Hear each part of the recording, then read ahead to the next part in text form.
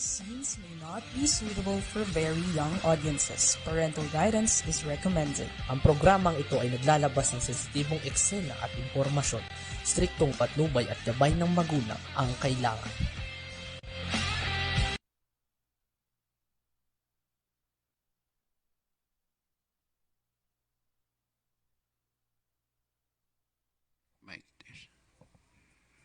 Okay, maganda nga po sa inyong lahat. Ano? At syempre, andito na naman po ang inyong lingkod, si Ed Rosales po sa Wawaksyong Balita sa Radyo at Dyaryo. Ano?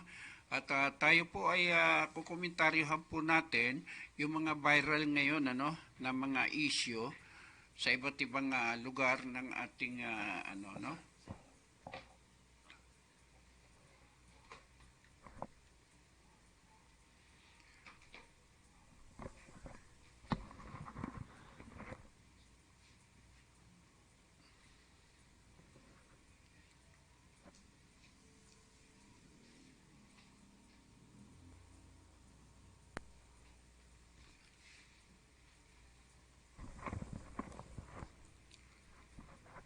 Yan ngayon, at kukomentaryohan po natin at bibigyan ng reaksyon yung lahat po ng nagiging viral ngayon, sa iba't ibang panig ng Pilipinas, lalo yung sa West Philippine Sea at saka sa Pogo, At kung bakit patuloy ang ginagawang pambubuli ng mga China sa ating mga Pilipino na talagang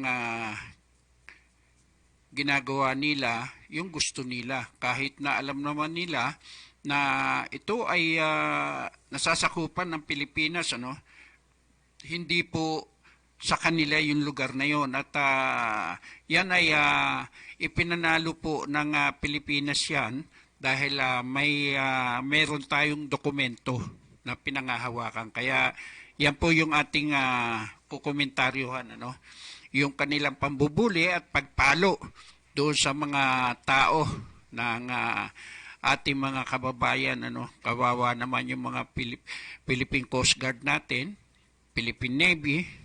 Alam nyo, kung para sa akin, ang suggestion ko, para sa akin lang po yun, kasi hindi ako papayag na gano'n eh. Pakita natin nga. Sige nga.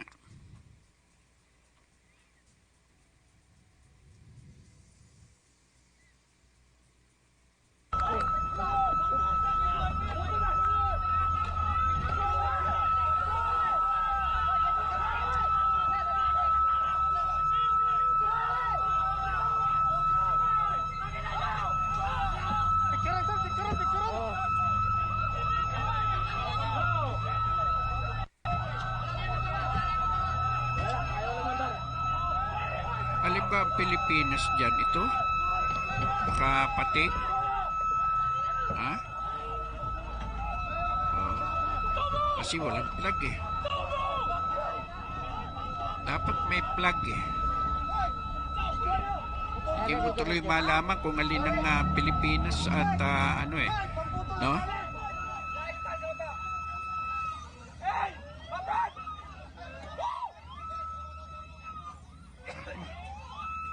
Alin ang kasi walang bandera ng Pilipinas eh. Yan ang problema sa atin eh.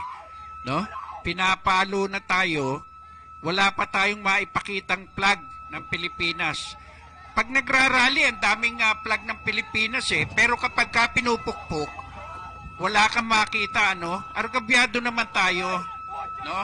Hindi ko sinasabing kinukuha yung mga bagahe. Ewan ko, pero kung ako nandyan at ako ang commander, hindi ako papayag na ganyan. Kung tutuusin mo, sa dami ng mga yan, ay laser na naman ang ginagamit ng mga to, tapos binabasa. Nasaan yung natin, barkong pandigma natin? Dapat ginagamitan din sila, kino-corner din. Kahit hindi tayo lalaban, pero ganun din ang ginagawa dapat. No? Para sa akin lang yun, Kung gusto lamang ng ating Forces of the Philippines, no? Sa akin, hindi ako papayag na ganyan eh. Nasa perimeter ng Pilipinas, pagkatapos gaganyanin tayo. Dami niya, no? Kung sa akin, kung ako man ay talagang gusto ko na yung ganyang ginagawa, aywan ko lang Aywan ko lang po. Pero sa ating mga military at yung Philippine Navy natin, dapat ginagamitan na po yan. Kung ginagamitan tayo ng water cannon, dinadaan naman natin sa diplomasya, pero panay ang pambubuli sa atin, ano ang gagawin natin? Alam nyo yan, rubber boat na yan eh. Ang dami nating magagaling na Navy SEAL, no? Para sa akin, kung opinion ko lang po ito, saksakin nyo na lang ng ice pick yung rubber boat ng mga Philippine China na yan, no? Dito sa Pilipinas, saksakin na lang sa ilalim. Tingnan mo kung aywan ko kung marunong lumangoy yung mga yan, no? Dapat dyan ginagamitan ng taktika, yung taktikang maarkabyado sila dahil hindi natin sila kaya. Kumbaga, sa ilalim ng tubig natin labanan, no? Paganahin natin yung Navy SEAL natin, na yan ang training nila, na talagang lahat ng rubber boat nila, saksakin na lang ng ice pick yan, no? Mapapamura ka talaga eh. Naku, kinukuha nyo pa yung gamit namin, no?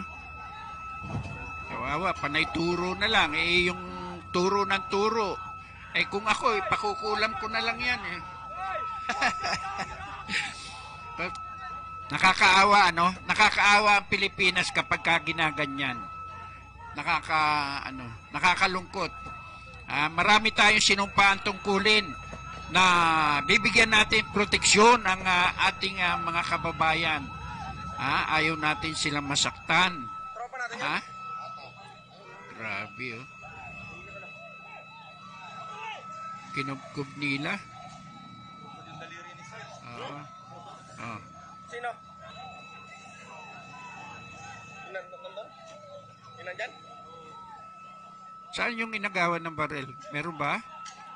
Tamang sila, sinasaksak nila. Saksakin nyo rin. No? Naku, sabi ko nga hindi ko pa nakikita yung sinasaksak nila. Saksakin nyo rin. Yung rubber boot nila, saksakin nyo. Bakit? Mali na yung ginagawa nila eh.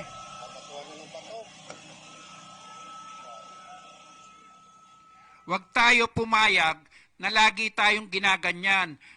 Ginagamitan natin sila ng diplomasya, no? Ayaw natin lumaban.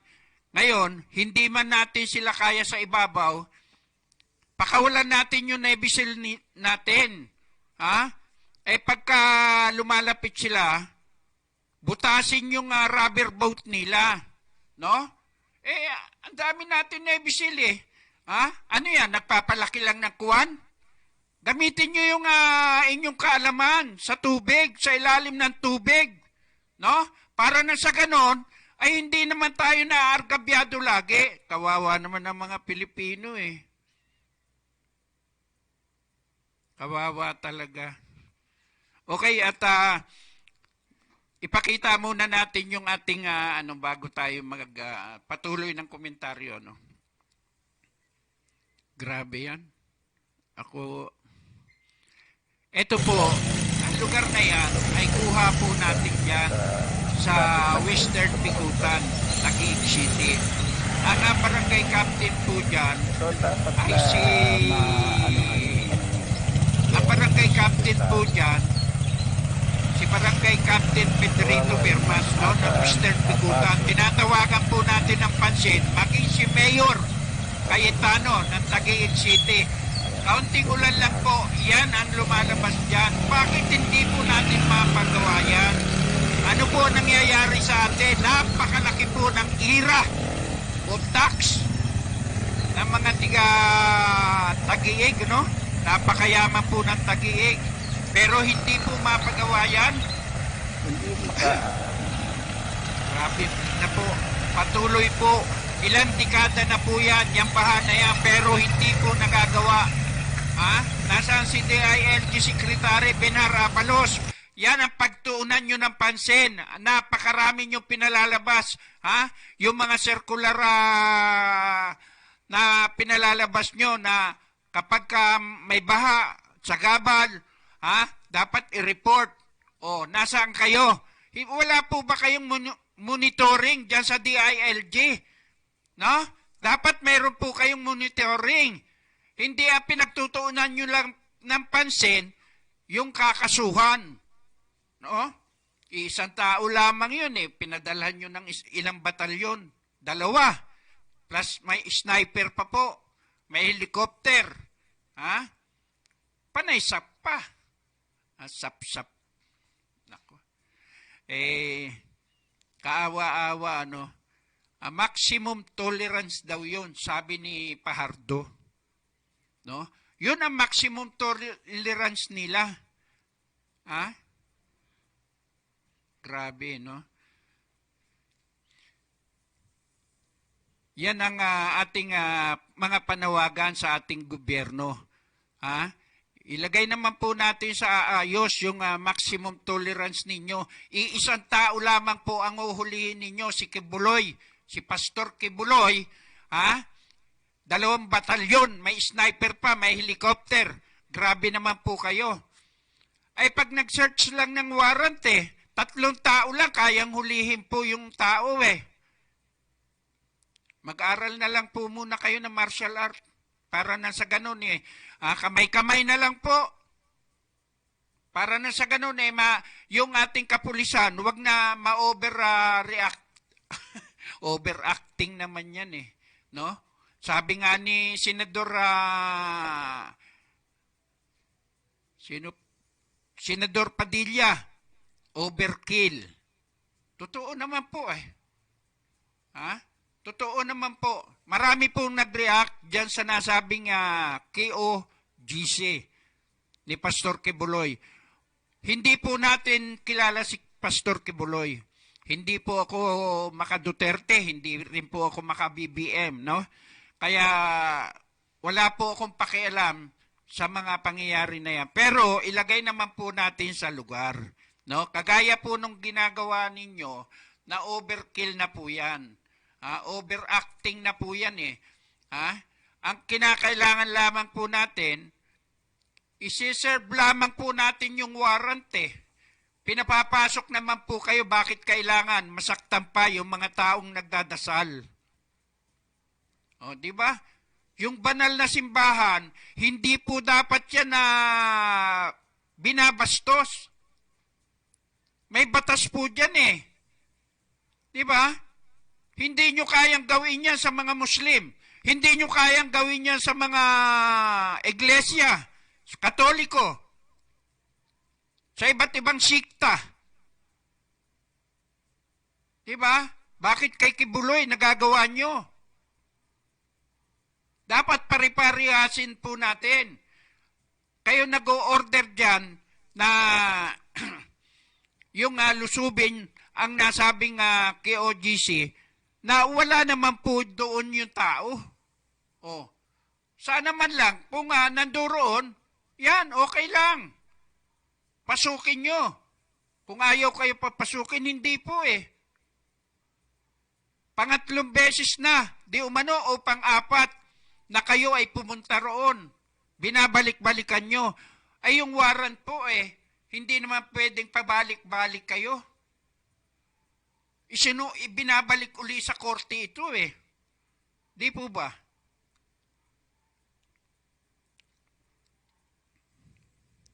Kawawa ang taong bayan. Ito po ba yung sinasabi natin na makabagong Pilipinas?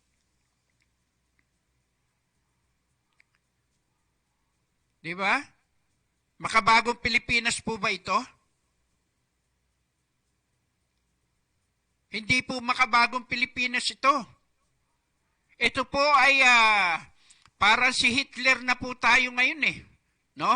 Parang lumalabas na po yung ginagaya na po yung nangyari nung martial law.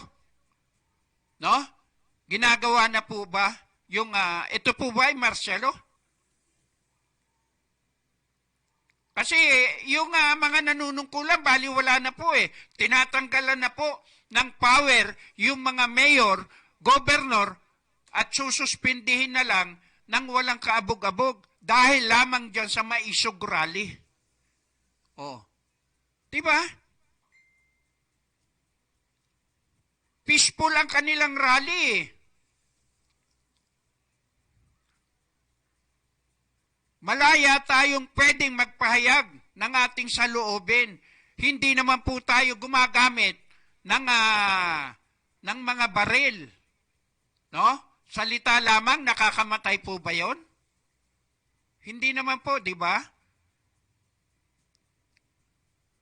Inilalabas lamang po nila yung kanilang damdamin na talagang sinisigaw na po ng taong bayan na dapat ay bumaba na si BBM at saka si Tambaloslos. Wala na po nangyayari sa atin eh. Ano po nangyayari ngayon sa atin? Tingnan natin, yung matatapang na tulpo. Oh, di ba? Naririnig nyo po ba? Naririnig nyo po ba? Yung si Senador Rapi Tulfo, ang galing po niyan, di ba? Oh, si Erwin Tulfo, si Bintulfo, naririnig nyo? Wala po silang komentaryo. Samantalang pagka nakabangga dyan, ang isang kotse, nakasagasa agad-agad. Umaaksyon si Rapi. Viral kasi yun eh. O ngayon, wala kayong reaksyon. Diyan sa mga nangyayari sa QOGC, yung overkill. Kayong mga senador at saka congressman, di ba? Wala kayong mga reaksyon eh. Sino ang gustong gumawa ng batas na yan? Sa ganyang pangyayari, si Robin Padilla lang. Alam nyo, sa totoo lang, hindi ko binuto yan si Robin Padilla. Pero ngayon ako naniwala na kahit papano, may malasakit siya sa bayan.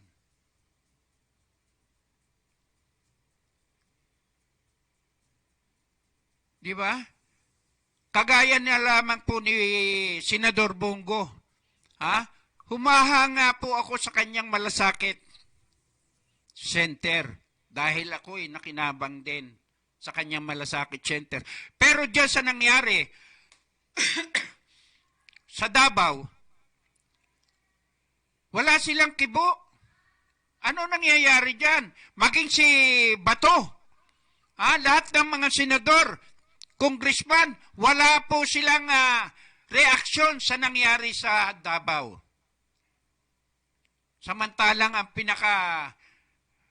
pinakamalinis at pinakatahimik, pangalawa sa buong mundo ay ang Davao.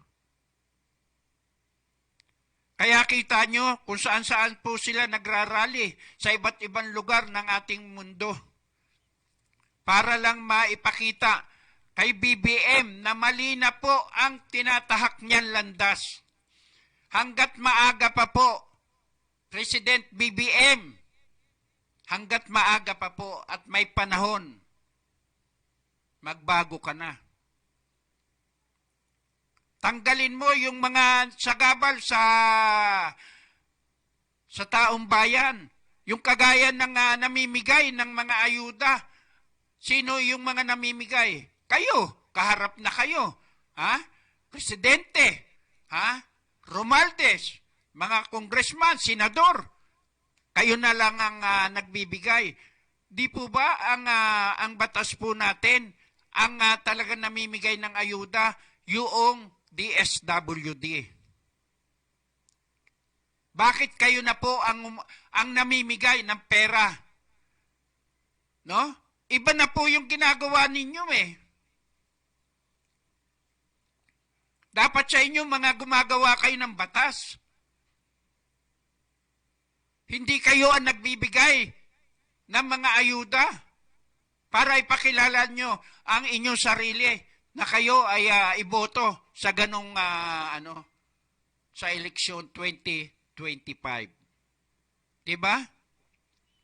Kaya tayo, matalino po ang mga Pilipino. Matalino po tayo. Hindi po nyo lahat kayang lukuhin.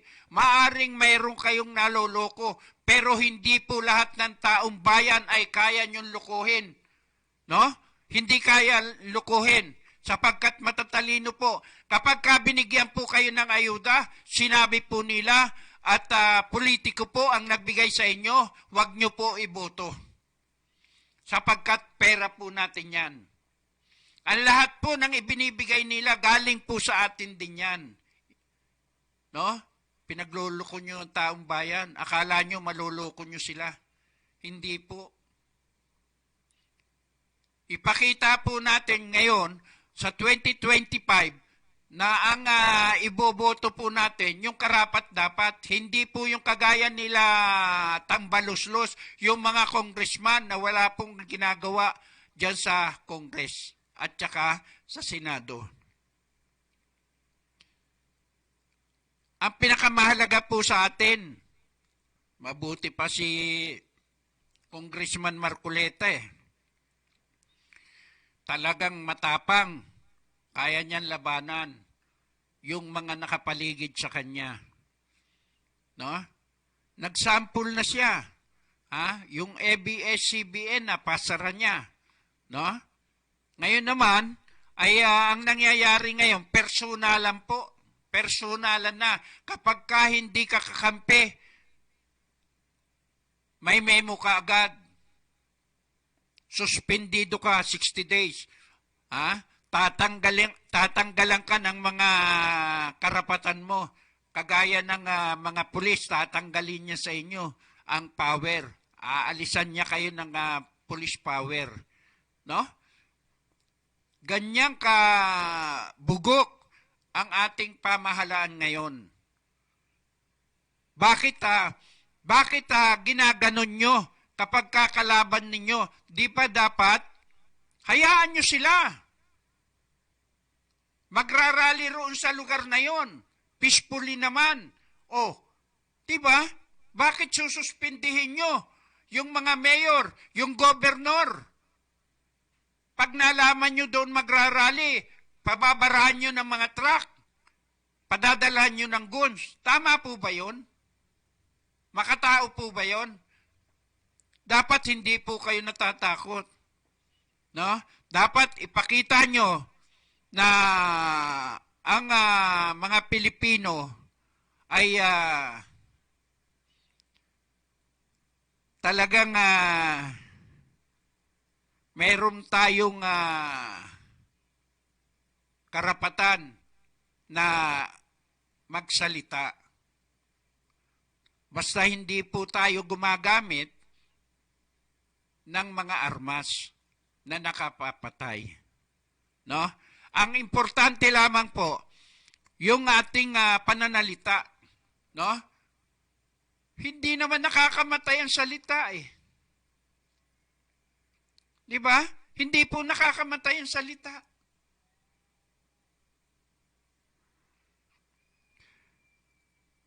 Kaya doon sa pangyayari na yan, maging dyan sa West Philippine Sea, no? Hindi po ako komportable sa ginagawa ng ating Philippine Navy. No? Oo nga, ayaw natin na manggaling sa atin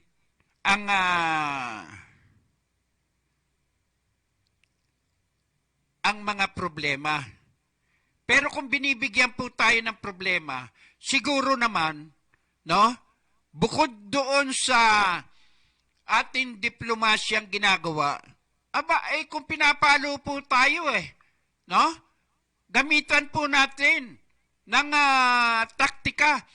Kagaya po ng mga Navy SEAL natin, na dyan hinasa po sila sa ilalim ng dagat. Lahat ng mga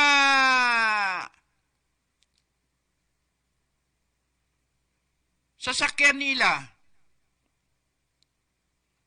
butasin natin para hindi na po sila makapunta riyan. Di ba? Kayang butasin yun eh. Bakit sila? Sinasaksak nga nila eh, pinapalo, kinukuha yung mga gamit. Bakit tayo? Gamitan natin.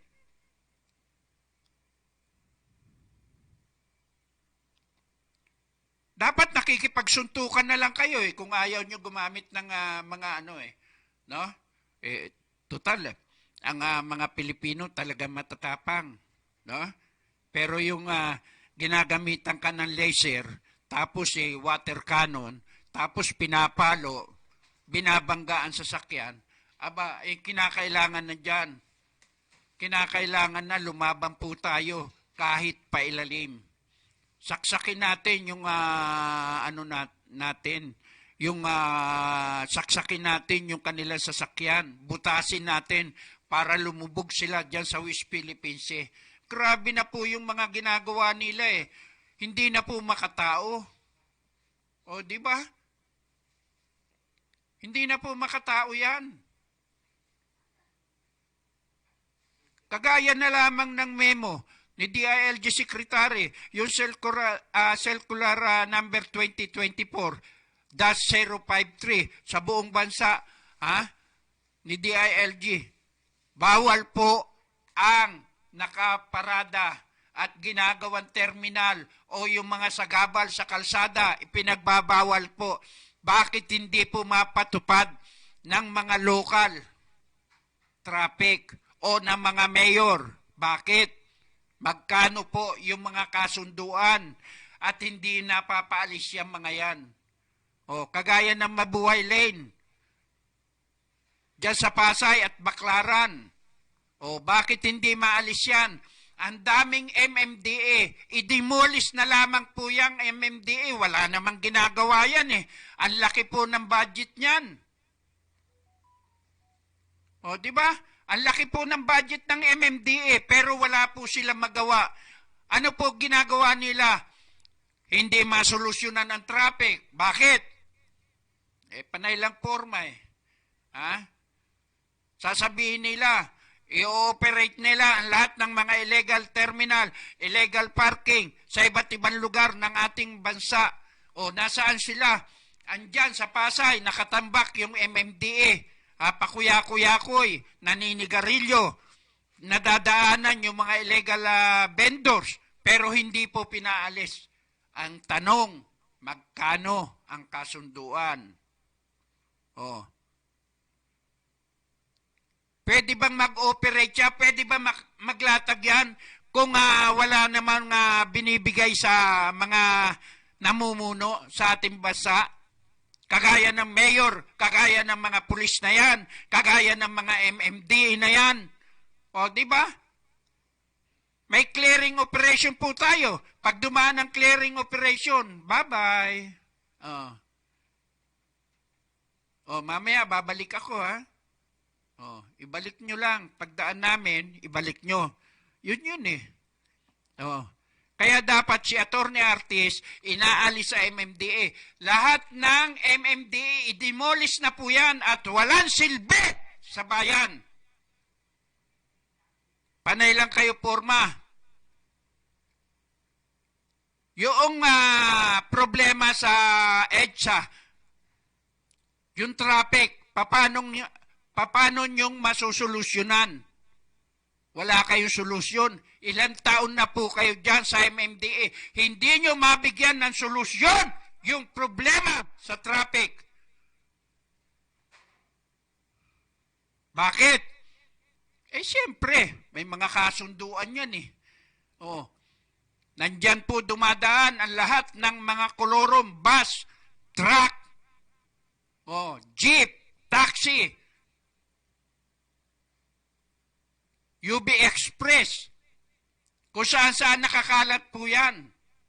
Subukan nyo bigyan ng power ang media. Pag hindi nawala yung mga kolorum na yan, tanggalin nyo.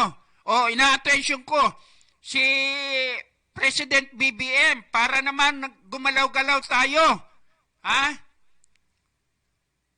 Alugin nyo yung Malacanang. baka sakaling matauhan po kayo, tanggalin nyo na po, i-demolish nyo yung MMDA, wala pong pakinabang yan. Wala pong pakinabang. Tinanggal nyo ang local traffic police, no? Pinagtatanggal nyo. Tapos ang nag-ooperate na lang, local LGU na. Oh, paralisado na ang mga police traffic. Hindi na nakakagalaw. Oh, di ba? Kontrolado ng mayor ang bawat traffic. Oh. Wala, napapansin nyo, sa buong bansa natin, wala na po nag-ooperate na local police traffic. Tingnan nyo, kung may makita kayo dati, ang makikita nyo lamang po, HPG, dyan sa EDSA. Highway Patrol Group. Yan po yung makikita ninyo kung saan-saan, no? Pero mas madalas ang minsan, nakikita ko, yung HPG, LTO, LTFRB, DOTC. Ako, tanong nyo, kung saan? Sa mga terminal ng mga kolorum. Bakit? May weekly sila dyan eh. Oh, pag maghuhulihan, may tatawag. Mag-ooperate dyan ang LTO. Alis muna kayo, wag muna kayong dadaan. Nandito kami sa EDSA. Wag muna kayong dadaan dyan sa Roas Boulevard. Ganyan. Ganyan ang tawagan. Yung kasunduan ang pinaka-importante po sa mga police officer po natin. Pero marami pong matitino na mga police officer po natin na talagang ginagawa po nila ang kanilang mga tungkulin sa bayan bilang isang pulis. Sinasaluduhan po natin ang kampanya po ng nasabing Pasig Police, no? Ng Eastern Police, na etong Chief of Police ng Pasig, si Colonel Sacro, sa kampanya po nila laban po sa droga, sa iba't ibang mga notorious na mga kriminal, mga most wanted, no? Yan po ang sana all, labanan po ninyo yung mga drug pusher, addict, at saka yung mga protector. Yan po. Sana maubos na, no? Maubos na po lahat yan. Diyan sa may Floodway, sa Cainta, dami niyan. Sa iba't ibang lugar, hindi maubos-ubos. Bakit? Siyempre, may protector yan. Di ba?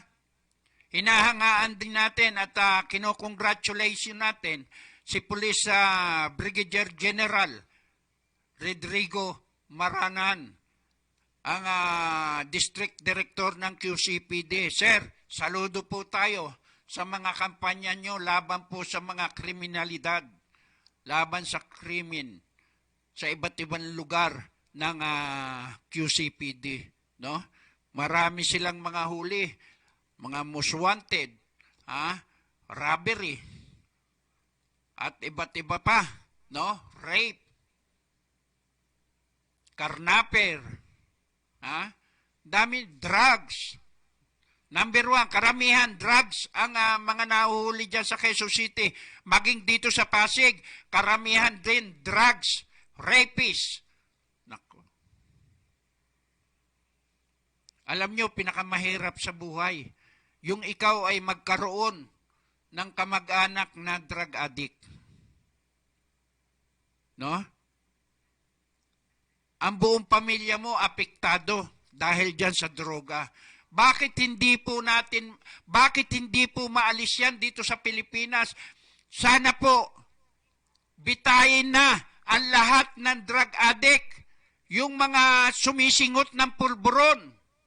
Kahit sino pa yan, maging presidente man yan, o sino man, DILG man yan, pulis man yan, basta sumisinghot ng pinagbabawal na gamot, ipabitay nyo Di ba? Marami na naglabasan. Kagaya ni Jonathan Morales na siya ay buhay na saksi na nagpatunay sa Senate hearing sa Senado na pinatunayan niya na nakita niya sa picture mismo sa kanyang folder na siya sana ang mag-ooperate pero pinigil. Yan yung isinasiwalat niya sa Senado na binabara naman lagi ni Senador Jinggoy Estrada. Di ba? Witness po yun. Hindi siya convicted. No? Yung nagsasalita, binabara ni Jinggoy. O ano sinasabi ni Jinggoy? Huwag natin paniwalaan yan dahil yan, maraming kaso yan. O ano ang sagot ni Jonathan Morales? Sir, hindi po ako convicted. Kayo po convicted. Kasi convicted po kayo ng bribery, tapos plunder. O, ano sagot ni Jinggoy? Huwag mo pakialaman nyo sa akin yan. O, diba? Nag-iimbestiga kayo Napakayabang mo sa Senado porque sasabihin mo, senador ka. Pero ang totoo, hindi ka karapat dapat mag-imbestiga dahil ikaw nakasuhan ng plunder at saka bribery. Di ba? Namagshot ka Si Jonathan, mayroon ba? Wala. Sino ang dapat paniwalaan? Di si Jonathan. Kanyang report yun Natural. Tunay ang ebidensya niya. Ang tanong, kailan po ilalabas itong nasabing video ng pulburon? Umalis na si Sara sa kabinete ni BBM. Ngayon, ang balita ko, siya ngayon ang number 1 na magiging kalaban ni BBM.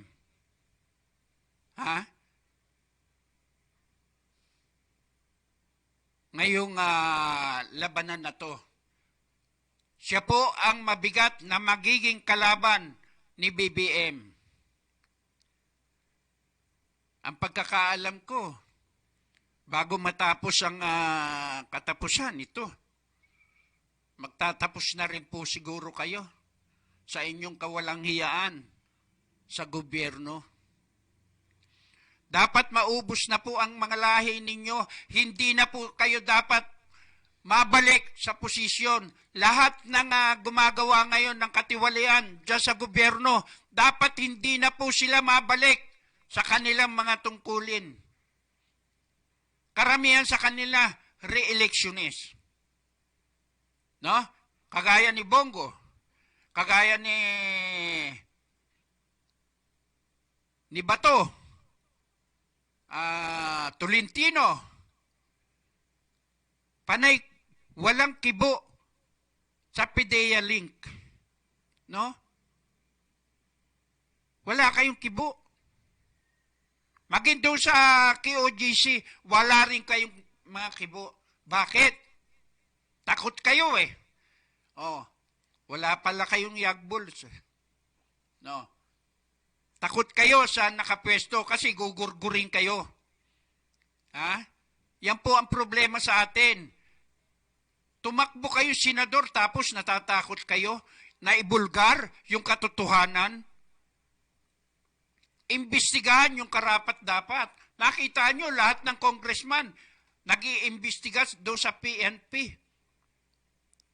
Ay nagtataka lamang po tayo Ang mga congressman ngayon ang masigasig na nag-iimbestiga ng iba't ibang issue. Kagaya ni Hontiveros. Pinagtutuunan ng pansin si Go.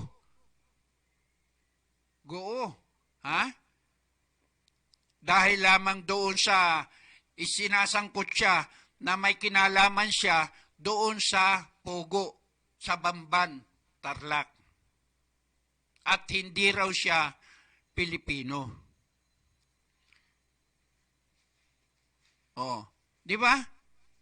At ito na mga si Utiveros, ang pinagtutuunan ng pansin, si Pastor Kebuloy.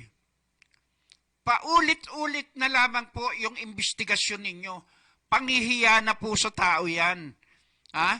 Matapos yung investigahan ng ilang beses, 3 o 4, sarado na, i-file nyo. Bakit ayaw nyo sampahan ng demanda?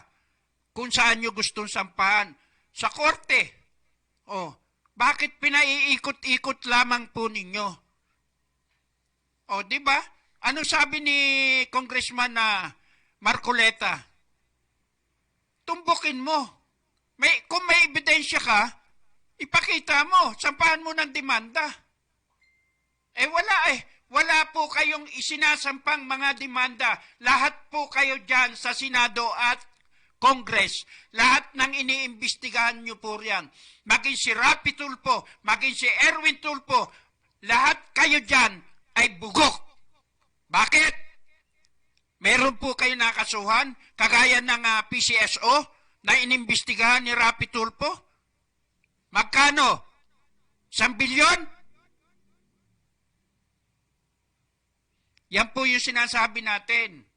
Magkano po yung kasunduan para mawala na po yung investigasyon dyan sa PCSO kay Robles? Nasaan? Ang tapang nyo, no? Di ba? Ang tatapang ng mga Tulfo. Bakit ngayon hindi kayo makaporma? Alam nyo, ang isa sa hinangaan kong mainstream media, si Ted Filon. Pakinggan nyo yung kanyang kinanta. Siya lang ang pumalag.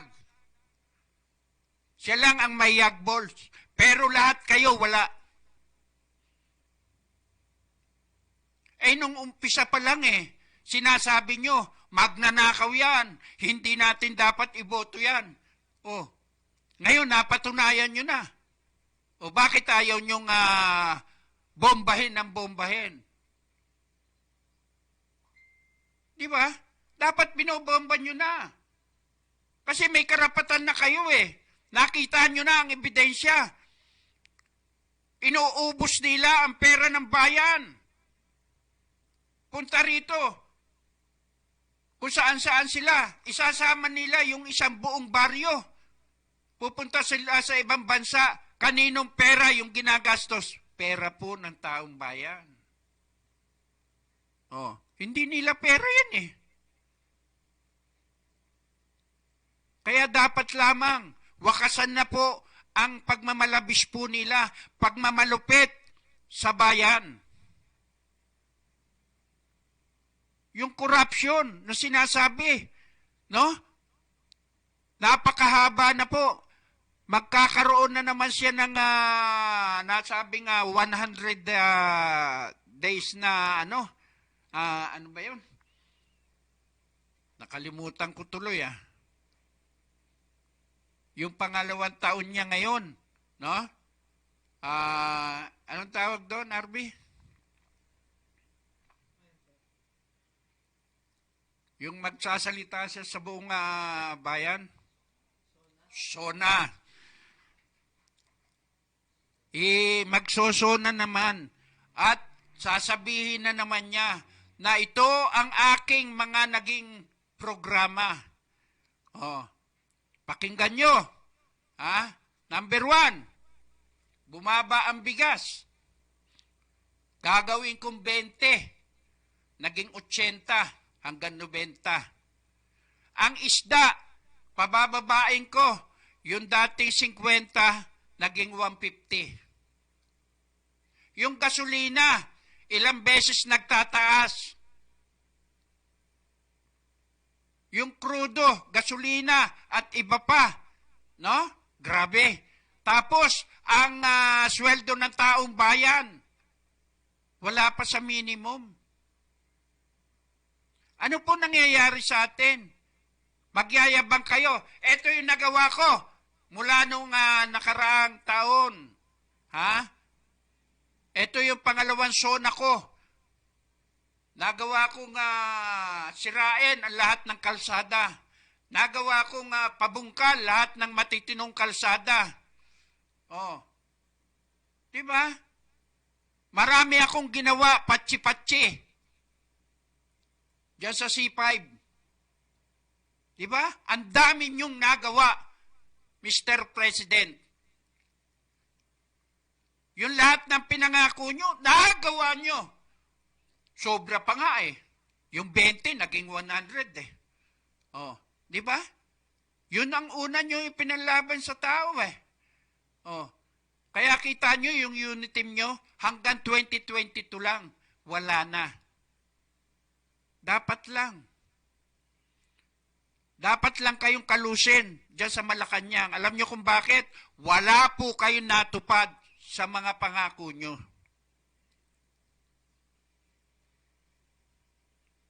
Alam nyo, nung panahon ng tatay mo, bilib na bilib ako. Pero ako ay bunga rin at nagkaroon din ako ng amnesia nung panahon ng tatay mo. Alam mo yung martial law? Naging biktima po ako. Pero noon, at napakaganda. Ha? Noon, makikita mo, ang RCA, pipila ka talaga. Napakaganda ng bigas. Ha? Pumipila kami dyan sa Paco, sa RCA, ng nanay ko. Hindi ako nahihiya. Bakit ako mahihiya? Hindi naman ako nagnanakaw. Napakaganda. Yung Notre Dame, kasing laki ng unan, may gatas ka pa. Oh, kaya nyo ba yon? Hindi mo kaya. Kasi iba ang nagpapatakbo ngayon ng bansang Pilipinas. Si Lisa Araneta. Bakit? Lahat eh. Oh. Nakita mo, pati yung alak ni Chis Escudero, ha? Inagaw mo. Bangag ka talaga. Di ba? Tapos ibinalik mo pa sa kanya. Ang kapal mo. Ano? Kahit ako ordinaryong tao, hindi ko maiinumin yan. Bakit? Bangag ka eh. Nakakahiya ka. Asawa ka ng presidente, nangaagaw ka ng alak. Pagkatapos nung nakunan at naipalabas, ginurgur mo yung nasabing general manager ng PTV4. Oh, ganyan. Ganyan kayo. Kaya yung kilos mo, Lisa Araneta, maging pino ka. Hindi, pinakikita mo, tapos nagagalit ka kapag nakukunan. Bakit? Nakabidyo yun eh. Alam mo naman nakabidyo yun. Bakit nangaagaw ka ng alak? Kung sinabi mo sa akin, ang dami kong pundador sa bahay bigyan na lang kita Diyan mo makikita na hindi ka dapat irespeto. Senate President, pumayag ka na ikaw maging waiter. Oh. Diba? Yung pagkakatanggal lang kay Subere at saka yung pagpapalit. Hindi ako naniniwalang walang basbas si Lisa Araneta.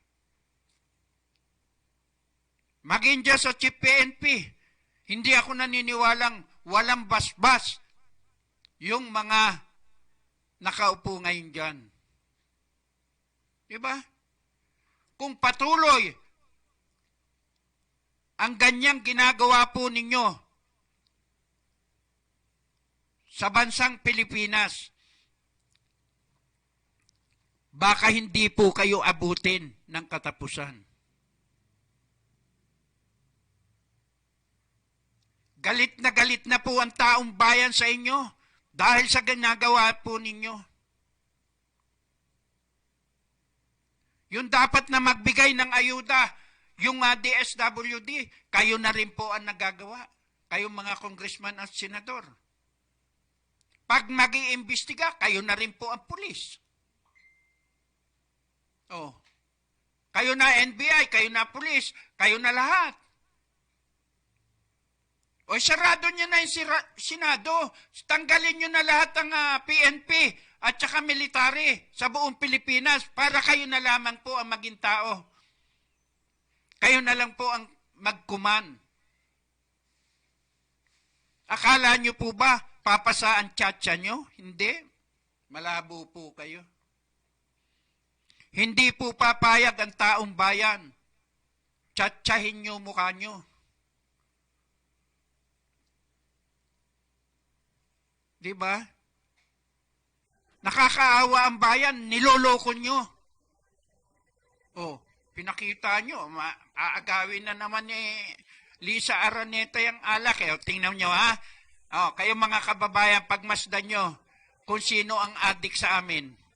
O, tingnan nyo. O, nakita nyo?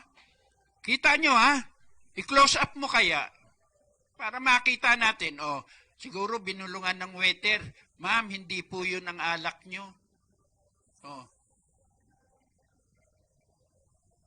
I-close up mo yung pag-agaw kanina. Tamo, hindi mainom ni Cheso. Magagalit sa kanya si Hart. Oh, di ba? Napakasarap ng alak. Nako. Nasabi ko na eh. Kapag sabi nga, yung adik, kapag nakakita ng kanyang alak, adik eh. Walang pipiliin yan. I-close up mo ha. Yan. Ibalik-balik natin. Pasensya na po kayo, kagalang-galang na Presidente BBM ha. At saka Lisa, mga agaw. O yan. Close up mo. O. Hayop. Ang tindi mo. Kapal na mukha nito. Naturing. Tama lang. No? Tama lang. Hindi na kayo abutin dyan ng katapusan.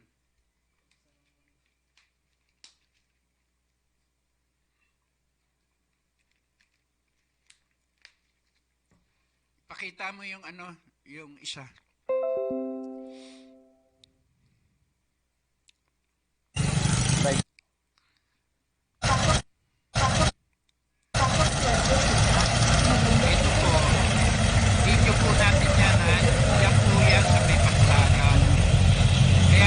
Attention po natin si Paranaque, Eric Olivares, Edwin Olivares, Chrisman Olivares, Mayor Olivares.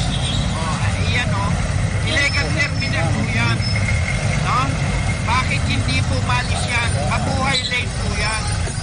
Kaliwat kanan po yan sa PCP1. Attention po, District Director Victor Leon Rosete ng Southern Police District. Isipakin nyo yung inyong mga opisyalis dyan para na sa ganun hindi po sila pamalisan. Araw-araw po yan, maghapon po yan yung ginawa ng Diyos. Sila na lang po ang may karapatan dyan sa lugar na yan. At tanong po natin, bakit hindi po mawala-wala yan? Magkano po ang kasunduan yan? Yan sa barangay, sa police traffic ng Paranaque.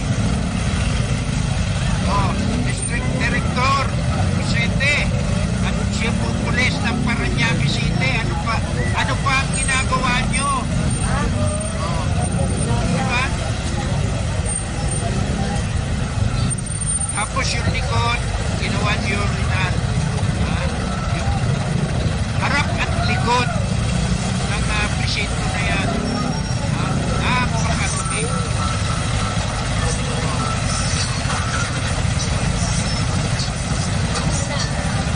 Okay.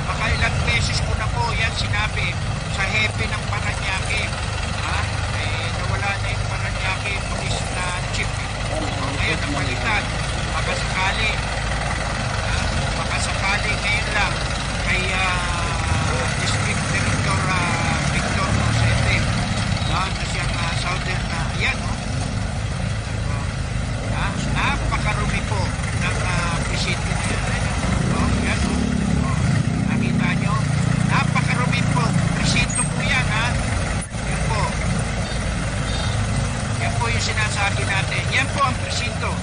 Oh. Ha? Yan po ang presinto. Ayan, oh, harapan, terminal. Harap at likod.